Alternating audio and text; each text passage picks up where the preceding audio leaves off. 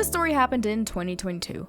Around that time, people were slowly but surely easing up on all the COVID restrictions, and I remember hearing the term the new normal being thrown out everywhere I looked. Or maybe that phrase was back in 2021. I don't fully remember. In any case, what I do remember is that ever since 2020, my music teacher wasn't allowed to take her band classes to any field trips for, obvious reasons. So to make it up to us, she somehow managed to convince the higher-ups to let her take the class next year to Disneyland. And this was the most exciting news I've been told since the end of lockdown. Before this point, I have never went to Disneyland. Despite my family's love for travel, we rarely went to amusement parks. And when we did, it wasn't anything as grand as Disneyland.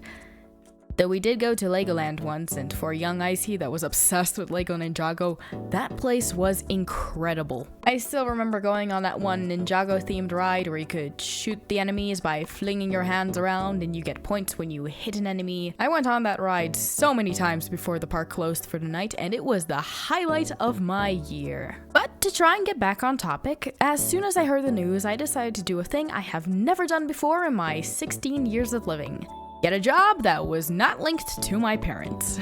I was determined to save up some money, as by then I had it drilled in me that amusement parks are expensive and I wanted to at least have some money saved so I could use it on those fun amusement park things. But I had little to no clue where to start looking for a job, so I made a resume after a few days of searching templates and examples, then went to my town's job center so that someone could look over my resume and maybe help me find a job that would work for me. At first, I was aiming to get a job in my town's technology store, but unfortunately for me, I got hit with a rejection letter that told me I wasn't a good fit. Not to be deterred, I still sent job applications to some other places, but about the same thing happened each time.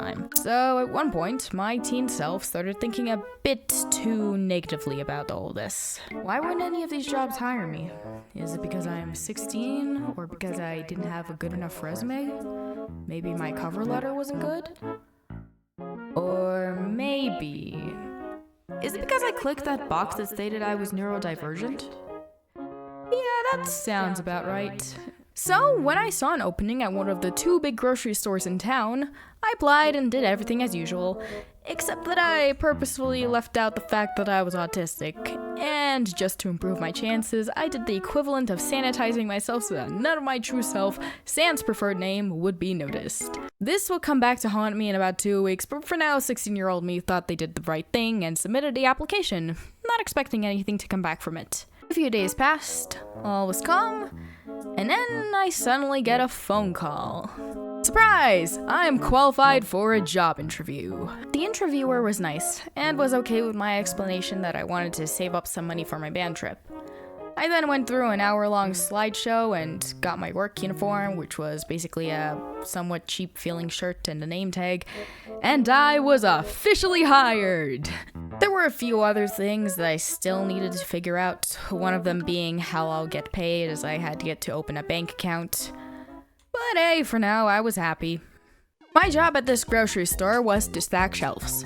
It was a pretty simple task that I learned how to do quickly with a lot of efficiency. I learned how to disassemble boxes, read barcodes, memorize which aisle has what in it, make the shelves look nice, and check that nothing's expired. The lady that was tasked with training me was nice too. Despite my efforts of making myself the most neurotypical person ever, she quickly picked up on the fact that I had autism. Though I assume she thought I wasn't diagnosed. She taught me a lot, and out of everyone I met thanks to that job, I sometimes think about her to this day. Speaking of me trying to mask myself, one could probably assume how that went. Horribly. I had this list in my head of how I needed to act, and for the first 2 days or so, I think I did fine. But every single time my shift ended, I felt more and more exhausted.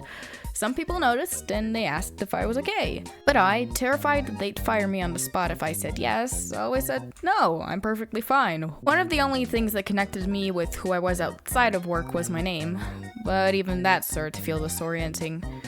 I think I only went to the break room once or twice in my 2 weeks of employment, and I noticed how young I was compared to everyone else incredibly quickly. I did try to talk to some of my coworkers during breaks, but I quickly gave up and decided to sit in a corner and drink some water while listening to someone talk about whatever's going on in the store, before promptly going back to work and stocking more shelves. A few days passed like this. I got my first paycheck in the form of a check, and as my second week started, I began to work alone, which was pretty cool. I'd like to say that I became rather good at this whole stocking shelves thing, but you read the title. You know what's coming. This brings us to the day I believe was the reason I got fired. Instead of working alongside the kind lady as I had been last week, I had to follow another seasoned worker. And right off the bat, I didn't like her. Even the weather knows what I'm about to say. If I had to describe her, she was the embodiment of customers first, or the customer's always right. You know, those types of mottos. When explaining to me why what I was doing was wrong, she'd be talking about how the customer wouldn't like this, or how the customer wouldn't purchase that, and how we needed to provide only the best for the customers. At one point, she reminded me of a parent council member. And not in a good way. I was half-heartedly listening to yet another one of her speeches while stocking one of those displays, putting cans of beans on one another, when I made a crucial mistake. I didn't notice one of the cans was dented, yet I placed it anyway. The lady instantly noticed my fatal error, and picked up the same can I just placed down. She told me I couldn't put the can up. I asked why. She pointed out the dent, and I, being tired, asked why that was such a big issue, and she explained it to me. Talked about how we can't sell that, how the customer wouldn't want to buy a dented can of beans, and how it's probably extremely damaged, and a few other things I couldn't fully recall. In hindsight, she was right. She could have explained it in a less condescending way, I suppose, but in the end, she was talking to a teenager. One who was reaching the end of their rope, so to speak, and they just happened to be the thing that annoyed me the most. So I snapped at her. Said something along the lines of, "Okay, I get it, I won't stock that one." And everything went silent. She stared at me with some sort of expression, and we stacked the rest of the cans in silence. Come to think of it, I don't think she talked to me for the rest of that shift. A day passed. I finally opened up my bank account and got to cash in my very first check. I came to work, noticed that no one was waiting for me, and started stocking the shelves by myself. And then another day passed. Once again, no one was waiting for me, so I started doing the work myself. That is, until that nice lady from last week noticed me and told me I was being called upstairs. She said it was important. And you could probably guess what that was for. The person upstairs, I assume she was my manager, told me that she received multiple reports of—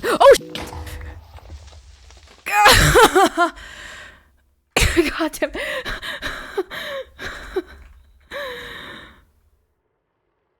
Oh no. And I spent so much time making this look fancy, and all for a creeper to explode it. He even took my door with me.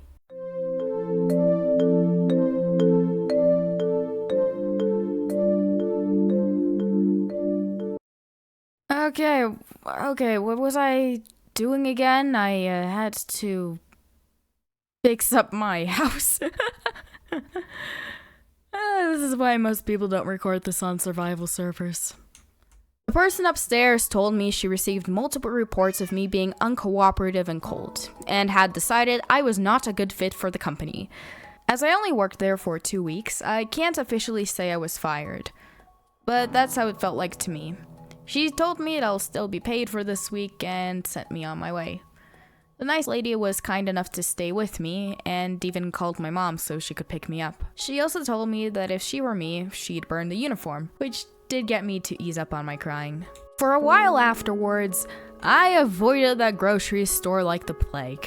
It sounds irrational, but even if I got near a tight freeze-up, I was afraid of seeing anyone I recognized or finding out if anyone recognized me.